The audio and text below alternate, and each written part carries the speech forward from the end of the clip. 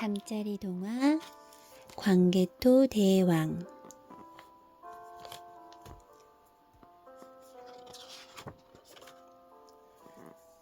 이련 장군은 벌써 몇 번이나 앞마당을 서성거렸는지 몰라요. 아기는 한나절이 지나도 엄마 뱃속에서 나오려고 하지 않았어요. 허허, 어떤 놈이길래 저리도 애를 먹이는고. 얼마나 지났을까요? 마침내 방 안에서 우렁찬 울음이 터져 나왔어요. 대감마님, 아드님이세요, 아드님. 고구려 소수림 왕의 동생인 이련 장군의 집안에는 기쁨이 넘쳤어요. 그놈 참 시원시원 잘생긴 것이 장군감일세 그려. 아기는 몸집이 우람하고 눈, 코, 입도 큼직큼직했어요. 이분이 바로 고구려의 19대 임금이신 광개토 대왕이랍니다. 광개토 대왕의 어릴 적 이름은 담덕이었지요. 담덕은 장항성에서 튼튼하고 영특하게 자랐어요. 어린 담덕은 일찍부터 활쏘기와 말타기를 익혔답니다. 담덕아, 장군이 되면 바른 마음가짐을 갖추고 나라를 지키기 위해 힘을 다해야 하느니라. 담덕은 아버지 이련 장군의 가르침을 가슴속 깊이 새겼어요. 아버지의 뜻을 받들어 반드시 훌륭한 장군이 될 테야. 담덕은 굳게 다짐했어요. 어느 날 장항성에 급한 소식이 전해졌어요. 상감마마께서 돌아가셨습니다. 이련 장군과 담덕은 허겁지겁 궁궐로 달려갔어요. 이련 장군은 가슴이 미어지는 것 같았어요. 그러나 눈물만 흘리고 있을 때가 아니었답니다. 선왕이 태자를 정하지 못하고 돌아가신 일을 행여나 적국들이 알게 되면 큰일이요. 신하들은 뒤를 이을 왕을 속히 정해야만 했어요. 선왕의 동생이신 이련 장군을 왕으로 모셔야 하오. 그리하여 이련 장군은 고구려의 새로운 왕이 되었어요. 따라서 담덕은 태자가 되었지요. 오늘은 담덕이 태자로 정해지는 날이랍니다. 담덕은 아침부터 가슴이 설레었어요. 궁궐 안에 흥겨운 음악이 울려 퍼졌어요. 마침내 임금님이 금빛 옷을 번쩍이며 높은 자리에 앉으셨답니다. 여러 대신들은 들으시오. 나는 고구려를 힘있는 나라로 만들 것이요. 또한 담덕 태자가 내 뒤를 이어 더욱 강한 나라를 만들 것이요. 담덕은 아버지의 뜻을 받들어야겠다고 생각했답니다. 태자가 된 담덕은 전보다 더욱 열심히 공부했어요. 담덕은 낮이면 활과 칼, 솜씨를 갈고 닦았으며 밤이 되면 글공부에 힘을 쏟았어요. 임금님, 태자께서는 글공부도 잘할 뿐더러 무예도 뛰어나 어지간한 장수들은 당해낼 수가 없사옵니다. 신하들의 칭찬에 임금님은 빙그레 미소를 지었어요. 다행이구려. 그러나 무엇보다 마음을 잘 닦아 덕을 쌓는 게 중요하오. 궁궐 안에 학식 높고 덕망 깊은 신하들이 태자를 가르쳤어요. 담덕은 스승님들의 가르침을 잘 따랐답니다. 어느 날 태자는 마을에 호랑이가 나타나서 백성들을 괴롭히다는 소식을 들었어요. 이런 못된 호랑이가 있나. 용감한 태자는 말을 타고 손살같이 궁궐 밖으로 나갔어요. 호랑이도 달아날 구멍이 있어야 하는 법. 어서 성문을 열어라. 태자는 호랑이를 성문 밖으로 몰아냈어요. 그리고 산속까지 호랑이를 쫓아갔답니다. 산속에 이르자 큰 바위 뒤에 숨어있던 호랑이는 울부짖으며 갑자기 태자에게 덤벼들었어요. 이놈! 태자는 두 눈을 부릅뜨고 힘껏 활시위를 당겼어요. 휙! 바람처럼 날아간 화살은 호랑이의 몸에 꽂혔어요. 마침내 호랑이는 네 다리를 쭉 뻗고 말았답니다. 태자는 말 잔등에 죽은 호랑이를 실었어요. 쿵! 궁궐 마당에 죽은 호랑이를 내려놓자 모두들 입이 떡 벌어졌어요. 아니, 이 호랑이를 태자 혼자의 힘으로 잡았단 말이냐? 참으로 장하구나. 임금님은 칭찬을 아끼지 않았어요. 속으로 어리다고 얕보던 신하들도 벌벌 떨었답니다. 태자는 임금님이 되기 위한 준비를 해 나갔어요. 그러던 어느 날 임금님이 병석에 눕게 되었어요.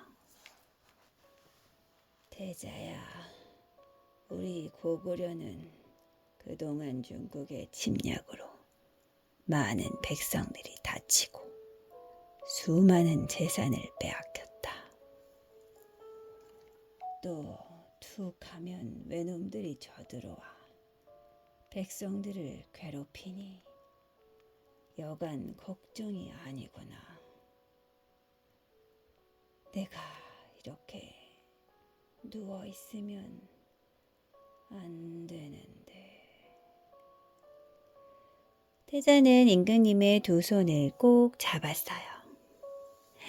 아버님, 제가 반드시 물리치겠어요.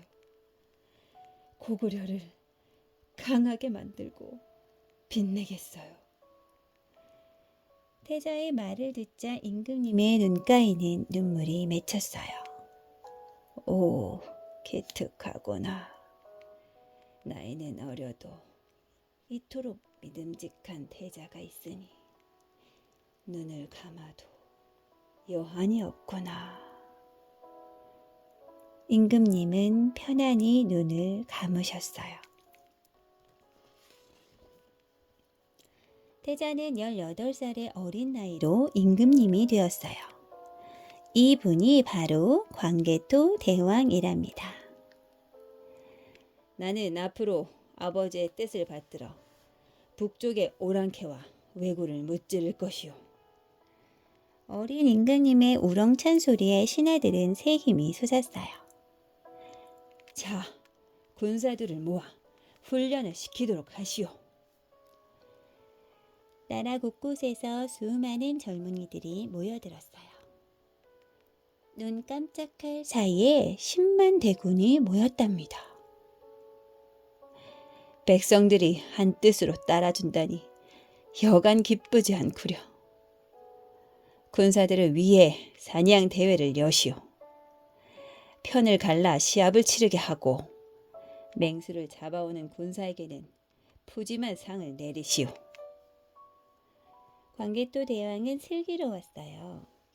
군사들은 신나는 훈련으로 갈수록 용기와 자신감이 넘쳤답니다. 고구려의 군사들은 아주 힘센 군대가 되었어요. 광개토 대왕은 군사를 정비하고 적국이 쳐들어오기를 기다렸어요. 드디어 백제왕이 광개토 대왕을 얕잡아 보고 쳐들어왔어요. 애송이 왕에게 뜨거운 맛을 보여주거라. 광개토 대왕은 이 말을 전해 듣고 오히려 힘이 솟았어요. 어서 오너라. 고구려 군사들의 기세는 하늘을 찌를 듯 했어요. 힘차게 달려나온 고구려군은 단숨에 백제군을 물리쳤습니다. 백제군들은 도망치기 바빴어요. 적국이라도 싸울 뜻이 없는 군사는 죽이지 마라. 광개토 대왕은 용기뿐만 아니라 덕까지 갖춘 훌륭한 왕이었답니다. 처음 치른 전쟁에서 크게 이긴 광개토 대왕은 백성들의 영웅이 되었어요. 고구려 군사들은 더욱 자신감이 넘쳐났고요. 하지만 전쟁에서 진 백제군은 풀이 죽어 서로 눈치만 살폈어요. 임금님, 고구려 군대는 독수리처럼 용맹스럽습니다. 안 되겠소. 마침 왜군이 중국을 침략하려고 하니 왜군과 힘을 합하여 고구려를 무너뜨려야겠소. 백제는 일본과 힘을 합하여 다시 고구려로 쳐들어왔어요. 이번에도 광개토 대왕은 백제를 크게 물리치고 많은 성을 빼앗았어요. 왜군들도 꽁지 빠지게 도망쳤답니다. 광개토 대왕은 더욱더 힘을 모으기 시작했어요. 북쪽 오랑캐들은 우리나라를 수도 없이 쳐들어갔어. 이번 기회에 오랑캐를 모두 무찌릅시다. 광개토 대왕의 군대는 성난 회오리처럼 북쪽의 여러 나라를 차례로 정복해 나갔어요. 와! 광개토 대왕 만세! 만만세! 전쟁에서 이기고 돌아올 때마다 백성들은 환호성을 올렸어요. 광개토 대왕의 눈부신 활약으로 중국과 만주의 땅이 우리나라의 영토가 되어갔어요. 광개토 대왕은 고구려를 아주 강한 나라로 만들었답니다.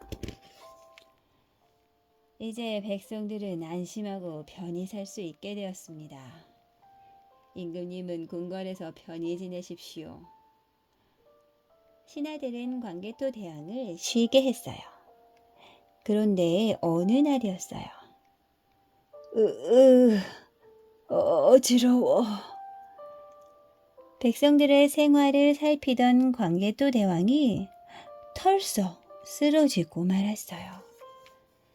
광개토 대왕의 병으로 온 나라는 발칵 뒤집혔어요. 전쟁터에 나가 싸워야 하는데. 궁궐에서 편안히 있으니 오히려 몸이 아픈 광개토 대왕. 광개토 대왕은 결국 자리에서 일어나지 못하고 말았답니다. 광개토 대왕은 39세의 젊은 나이로 세상을 떠나고 말았어요.